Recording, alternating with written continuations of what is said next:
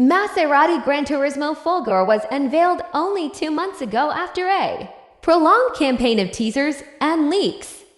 At the time, the company disclosed most of the car's specification, and it was enough for the new electric Maserati to become the fastest and more powerful production Maserati ever. But what we didn't see was the car itself in action.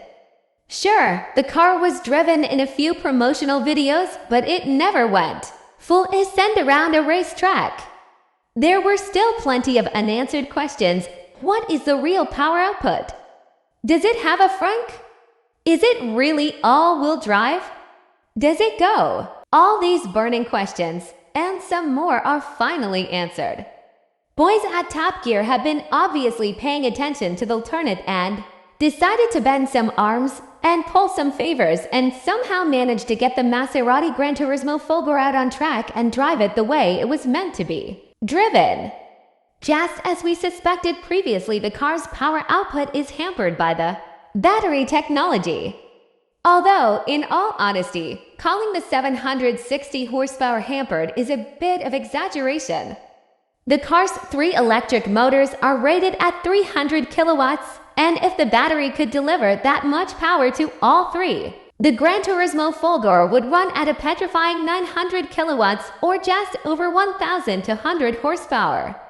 The 2 electric motors power the rear axle and 1 unit sits at the front, but the power can be directed to each one of them as required in a matter of milliseconds. What it means as well is that there is room for improvement.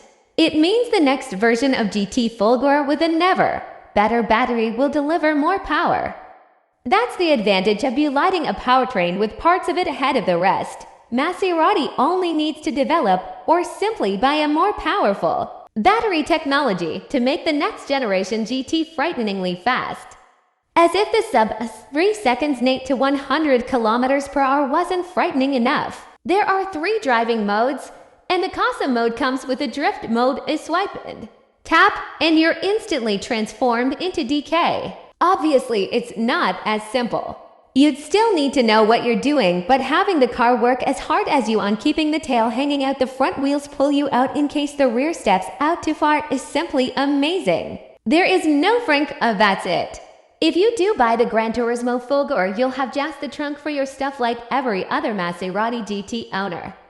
To make sure owners don't try and stuff things under the hood anyway, it stays shut with no way to officially open it. The trunk has 270 liters capacity, which is enough for a couple of weekend bags. The interior is big enough for 4 adults, with the batteries in the tunnel between the seats with the remainder under the hood completing the T-shape layout. Maserati managed to keep the perfect weight distribution. The 93 kilowatt-hours battery pack has a usable capacity of 83 kilowatt-hours, and thanks to the slippery CD of 0.26 and really efficient electric motors, the Granturismo Folgore has an impressive range of 450 kilometers to 180 miles according to its WLTP rating. That is 100 kilometers more than the company initially was talking about. Maserati now claims its 800 volts battery can recharge from 10 to 80% sac in a mind-boggling 10 minutes, as long as you can find a DC charger powerful enough. An electronic GT from Maserati that feels at home both car.